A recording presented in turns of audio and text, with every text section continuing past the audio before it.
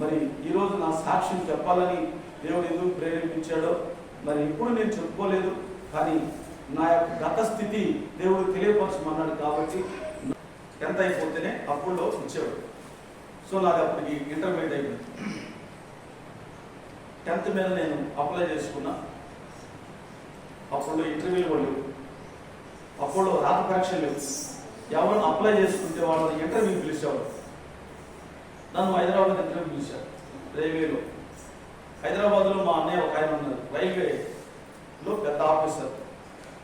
రైల్వేలో జైలు దగ్గర ఆయన జనరల్ సెక్రటరీ పనిచేశారు, ఫ్రాన్సిస్ గారని. సౌత్ సెంట్రల్ రైల్వే మొత్తానికి పెద్ద ఆఫీసర్ ఆయన. నేను వెళ్ళటం అన్నయ్య నాకు రైల్వే పోస్ట్ వచ్చిందని చెప్పేసి రైల్వే టీసీ జాబ్కి వచ్చిందని చెప్పేసి నేను అన్నయ్య చూశారు. ఆ తర్వాత ఏమంటే ఇంటర్వ్యూ తీసుకెళ్ళాడు. ఇంటర్వ్యూలో మాట్లాడాం, సెలెక్ట్ అయ్యాం.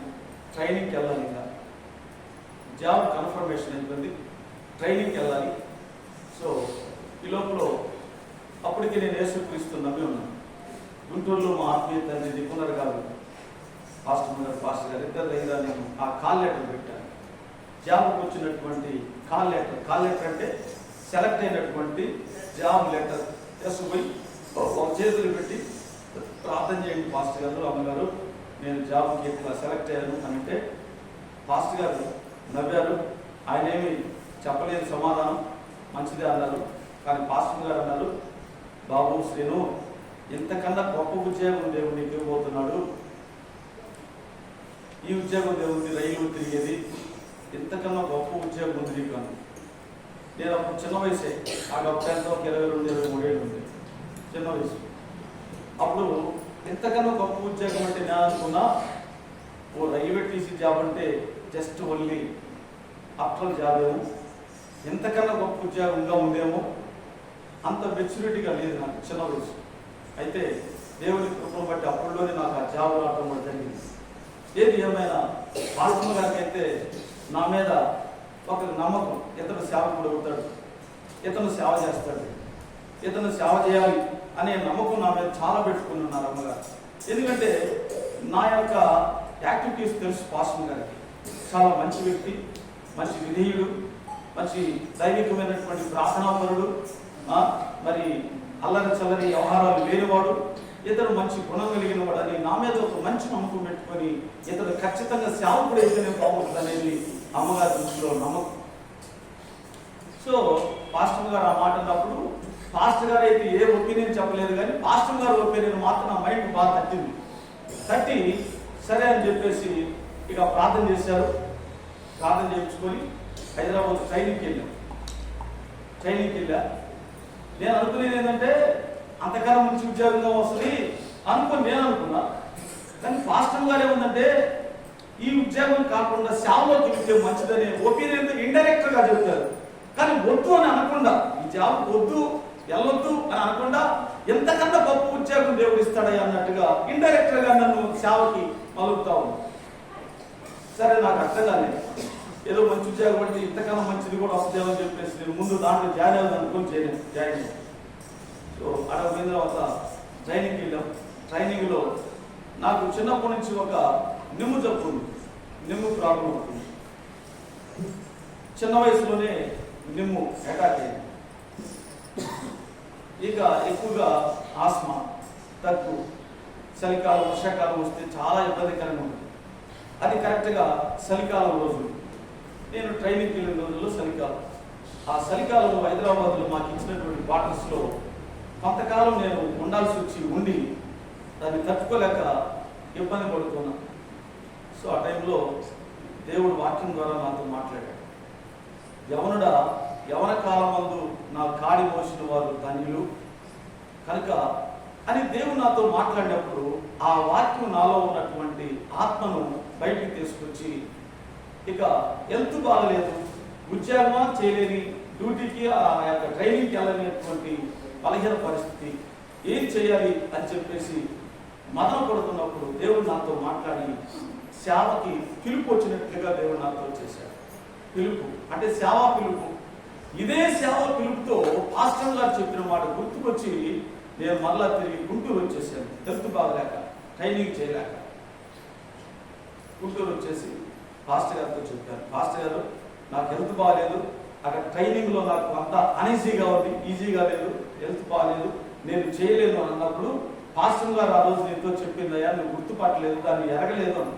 పాస్టర్ గారు ప్రవచనం చెప్పింది నీ గురించి అని చెప్పి పాస్టర్ గారు అన్నారు. అన్నప్పుడు నిజమేనయ్యా అని చెప్పేసి అని ఆ రోజు ప్రార్థన చేయించుకొని ఇక ఏం చేయాలి పాస్టర్ గారు అంటే, అప్పుడు నేను బెంగళూరు కర్ణాటక ట్రైనింగ్ పంపిస్తాను, బైబిల్ ట్రైనింగ్ చేయాలని. అప్పుడు మా తల్లిదండ్రులు చెప్పలేదు, ఉద్యోగం మానుకుంటాను, నాకు ఉద్యోగం వద్దు, నేను ఉద్యోగం చేయనని చెప్పేసి మా తల్లిదండ్రులకు చెప్పలా.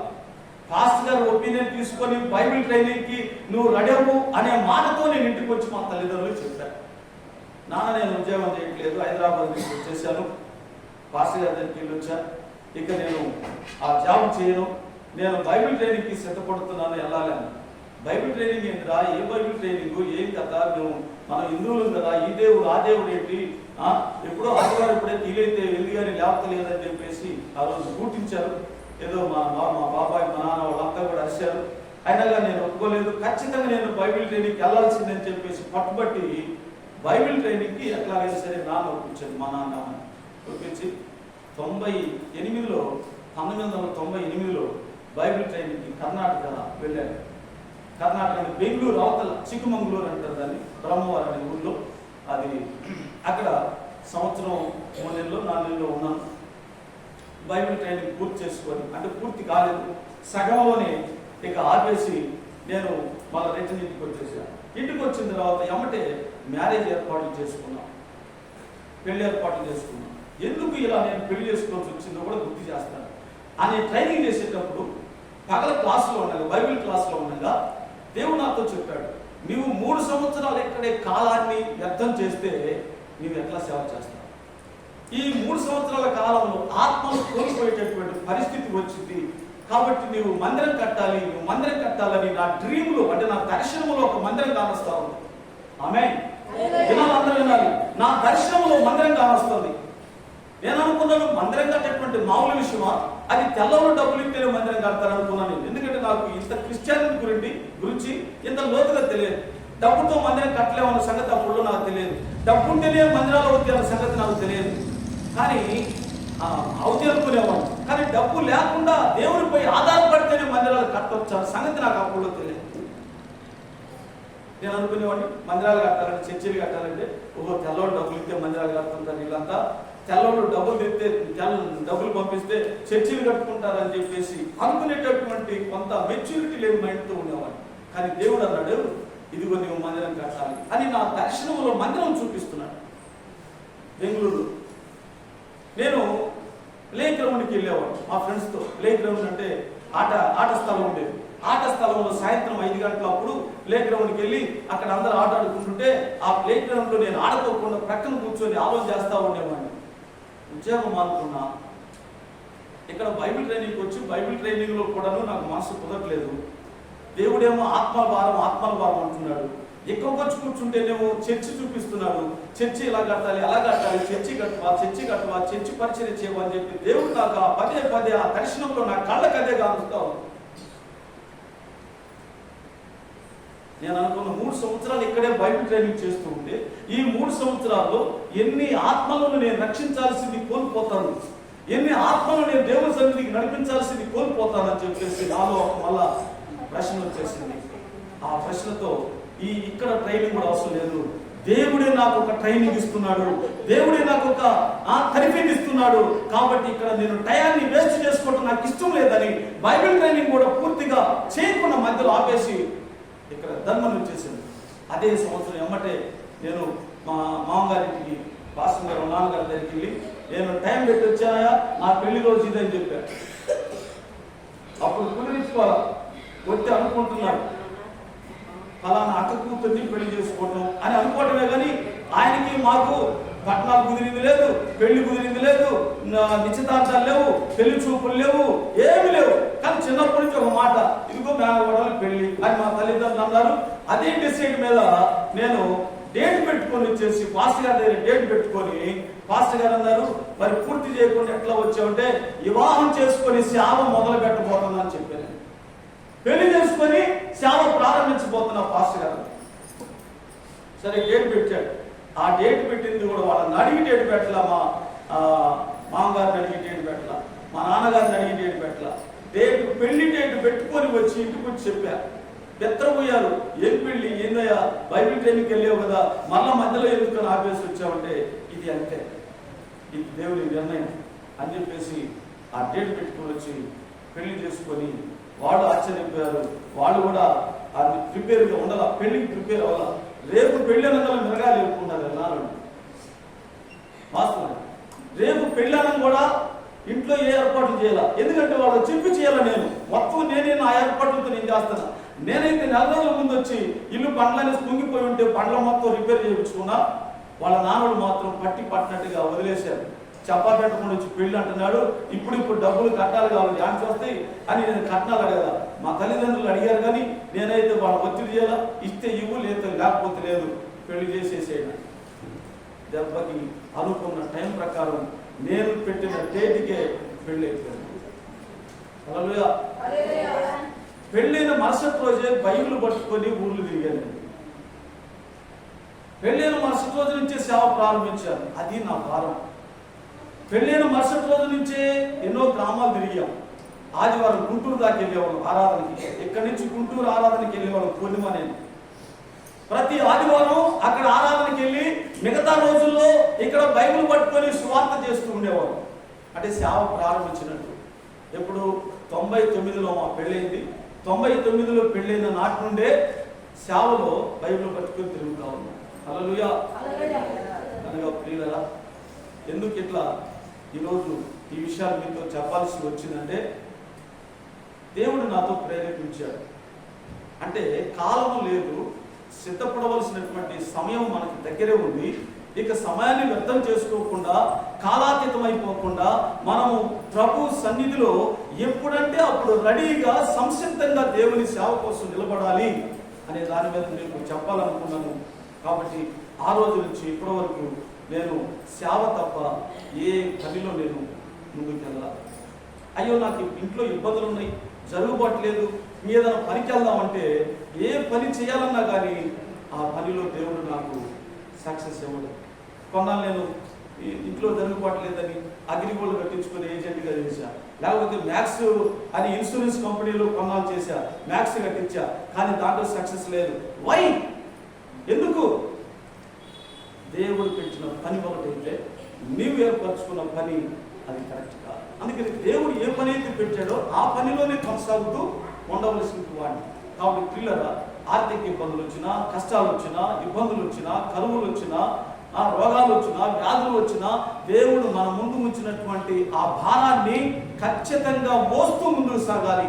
అందుకంటాడు, ఇదిగో ఆ యొక్క రైతు నాగల మీద చేయి పెట్టి నాగలితో దున్నుతూ వెళుతూ ఉన్నప్పుడు ఇక నాగలికి వెళ్ళి ముందుకు చూడాలి తప్ప వెనక తట్టు చూడకూడదు. నాగలితో దున్నేవాడు, అరక దున్నేవాడు ముందు చూస్తూ దున్నాలి తప్ప వెనకను చూస్తూ ముందుకు వెళ్ళలేము.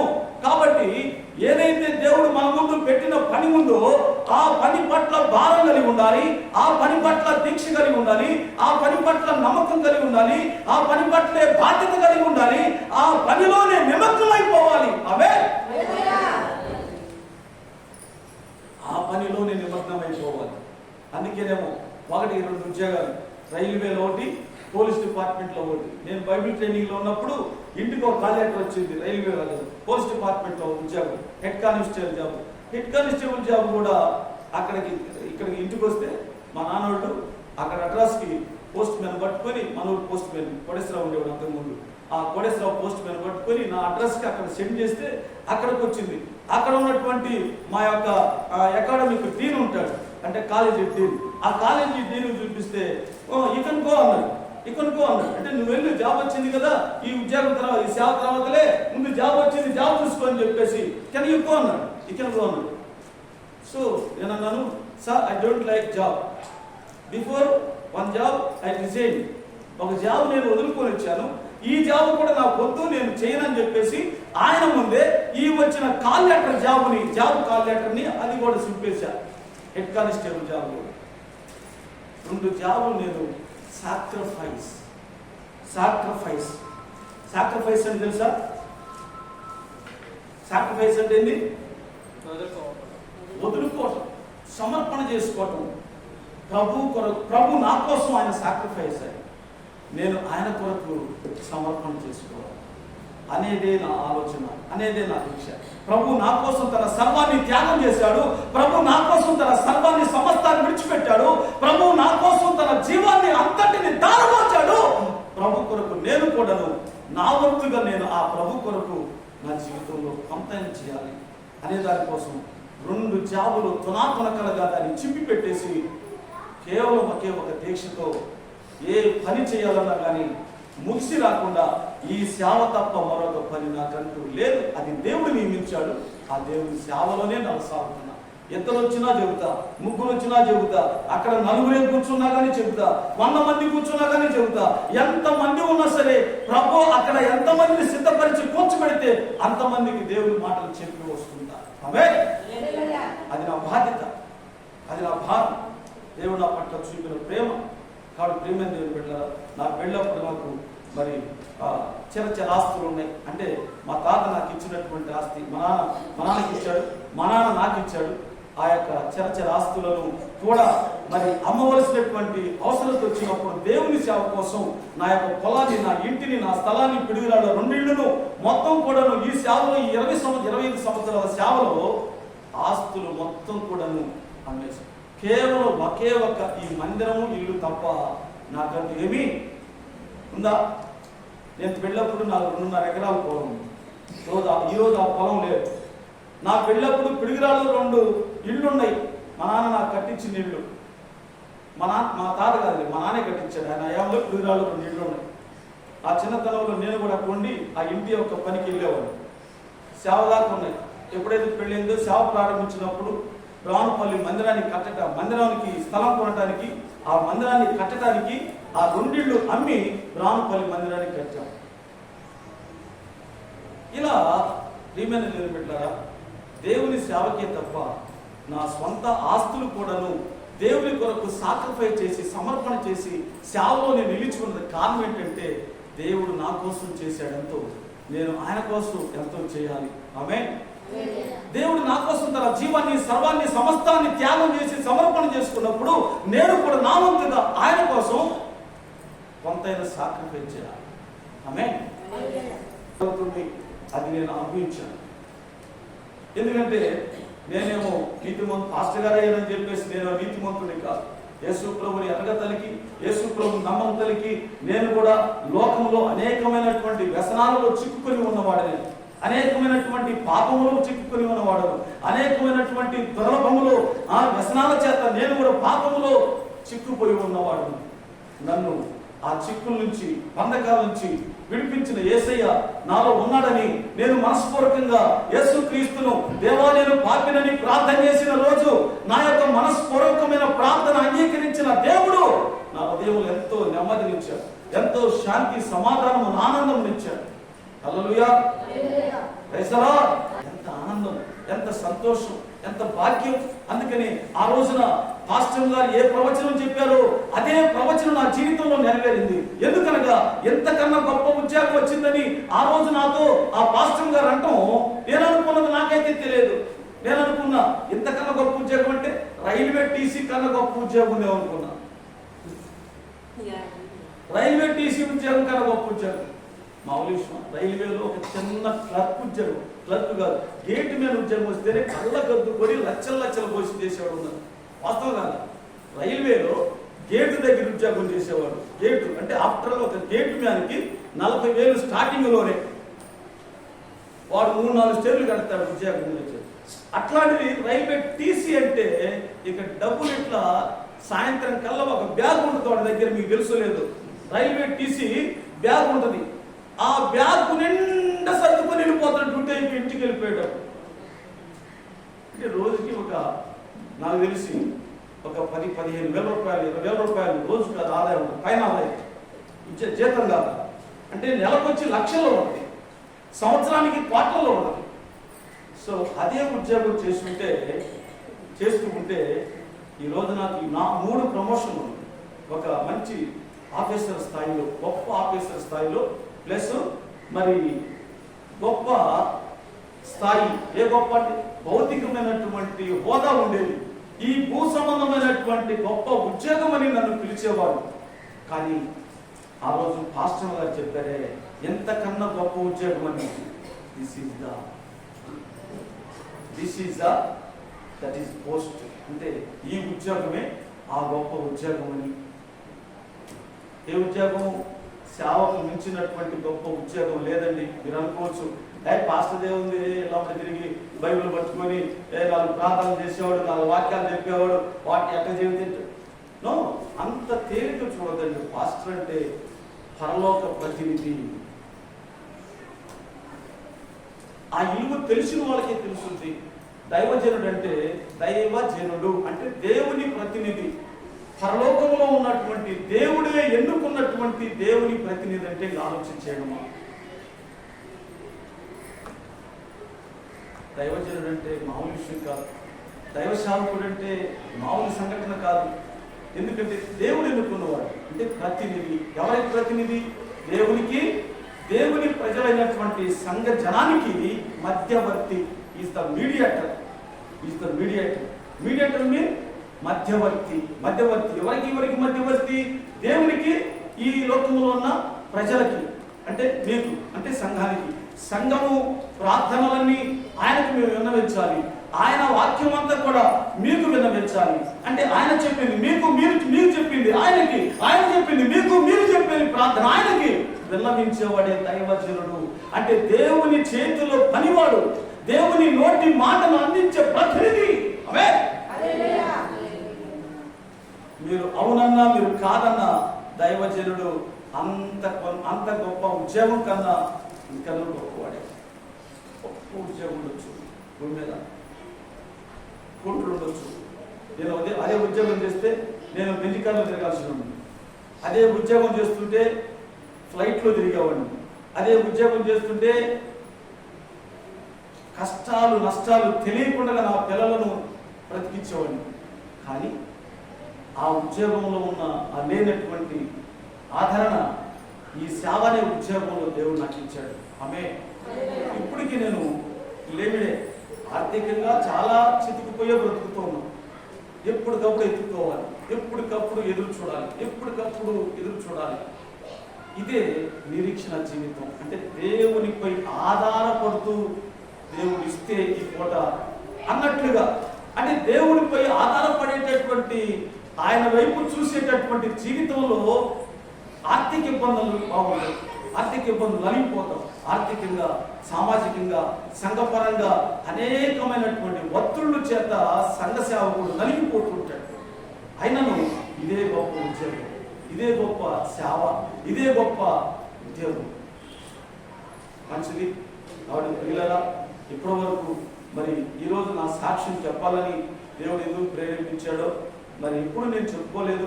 కానీ నా యొక్క గత స్థితి దేవుడు తెలియపరచమన్నాడు కాబట్టి నా గత స్థితిని కూడా మీకు చెప్పాను. నేను మరి సేవలోకి రాకముందు ఏ ఉద్యోగాలు చేశాను, సేవలోకి రాకముందు నా తీర్మానం ఏంటి, సేవలోకి రాకముందు నన్ను బలపరిచి నన్ను సేవలోకి నడిపించిన సేవకులు ఎవరు అనే దాని గురించి కూడా మీకు చెప్పాను.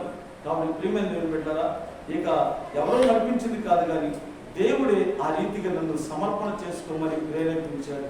అట్టి సమర్పణతోనే సేవలో, అదే ట్రైనింగ్లో కూడా పూర్తి కాకుండా నేను అనుకున్నాను 3 ఏళ్ళు పూర్తి చేయలేదు కదా, నేను సేవ ఏం చేయగలను, వాక్యం ఏం చెప్పగలను అని. కానీ దేవుడు అన్నాడు, నీవు మందిరాలు కట్టాలి, నీవు సంఘాలు పరిచయం చేయాలి, మరి ఆత్మ రక్షించాలని నాలో ప్రేరేపణ కలుగుతూ ఉంటే అదే ప్రేరేపణతో ఏ దమ్మున ట్రైనింగ్ విడిచిపెట్టుకొచ్చి పెళ్లి చేసుకొని ప్రారంభించాను. అప్పుడు నాకు 25, నా పెళ్ళప్పుడు 23 ఉంటాయి, 24 ఉంటాయి. మరి సేవ ప్రారంభించినప్పుడు మరి 24 అంటే చిన్న వయసులోనే సేవ ప్రారంభించాను. మా ఇంట్లో ఫస్ట్ పాత ఇంట్లో ప్రార్థన పెట్టేవాడు. పిడుగురాళ్ళ కాలనీలో మా ఇల్లు ఉంటే ఆ పిడుగురాళ్ళ కాలనీలో ప్రార్థన పెట్టేవాడు. అక్కడ ఆ కాలనీలో అప్పటికి సేవకులు ఎవరు లేరు, అప్పటికి ఎవరు సంఘాలు లేవు పిడుగురాళ్ళు. అంటే దాదాపు 27 సంవత్సరాలు 26 సంవత్సరాల క్రితం. ఈనాడు గల్లీ కొరకు చర్చిలు అయిపోయింది. మన ఊళ్ళో నేను ప్రారంభించినప్పుడు చర్చిలు లేవు. ఏ చర్చి ఉండేది? ఆశ్రమం చర్చి ఉండేది. లోదన్ చర్చి ఒక ఉండేది. అప్పటికి పెంతుకొచ్చి చర్చి అప్పుడప్పుడే కడుతున్నారు. ఇట్లా నేను సేవలోకి వచ్చిన కొత్తలో ఈ 2-3 చర్చిలు ఉండి ఈరోజు మన ఊళ్ళో 7 చర్చిలు తయారైంది. పాటలు సువార్త తెలియని వాళ్ళు ఆ రోజు నా ద్వారా సువార్త తెలియపరుచుకున్నారు. ఇలా మన పల్నాడు ప్రాంతంలో అనేక గ్రామాల్లో పరిచర్య జరిగించాం. రాత్రి కూడా ప్రార్థన పెట్టాం. నేను నైటు ఆయా క్రిస్టియన్ కాలనీలో ప్రార్థన పెట్టి వస్తుంటే మనోడు రెడ్ల పిల్లగాడు నన్ను అటాక్ చేసి అప్పుడు సైకిల్కి మైకు డ్రమ్ము కట్టుకుని వస్తుంటే నైట్ 11 ఆడ భోజనం చేసి ప్రార్థన అయిపోయిన ఫోన్ చేసుకొని రిటర్న్ సైకిల్ కట్టుకుని వస్తుంటే ఒకరోజు రాత్రి ఇప్పుడు ప్రార్థనకి వెళ్తున్న సంజయ్ కూడా నా మీద అటాక్ చేసినోడే. ఎవడనో ఇక్కడ క్రైస్తవ బోధాలు చేసుకుని ప్రార్థనలు పెడతామని చెప్పేసి సంజయ్ మరి ఇంకా రెడ్ల కొనుల్లో ఒక 5-6 కలిసి రాత్రి పూట అటాక్ చేశారు. ఆ రోజుల్లో సోడాకాయలు ఉండేవి. సోడాకాయలు నా బండికి వేస్తే సోడా పగిలిపోయింది. ఆ సోడా పగిలిపోయింది. నేను ఇంకా ఆగితే మన గొడవ అయిందని సైకిల్ తొట్టుకొని స్పీడ్గా వచ్చాను. ఆగితే నన్ను ఏదో రీతిగా అటాక్ చేసేవాళ్ళే. అవతల బార్ షాప్ ఉంది సెంటర్లో. ఇప్పుడు ఆయన పెట్టాడు ఆ షాపు, ఆ మెడికల్ షాపు. ఆ మెడికల్ షాప్లోనే అప్పుడు బార్ షాప్ ఉండేది. ఆ బార్ షాప్ దగ్గర నుంచి రోడ్డు మీద విసిరేస్తే ఆ సోడాకాయ నా బండికి తగిలింది, సైకిల్. నేను స్పీడ్గా వచ్చేసాను. అట్లా మరి ఎన్నోసార్లు అటాక్ కూడా జరిగింది. ఏది ఏమైనా దేవుని మహాత్మను బట్టి ఎంతకాలం ఆయన సేవలను నడిపిస్తున్న దేవునికి స్తోత్రం. హల్లెలూయా, హల్లెలూయా.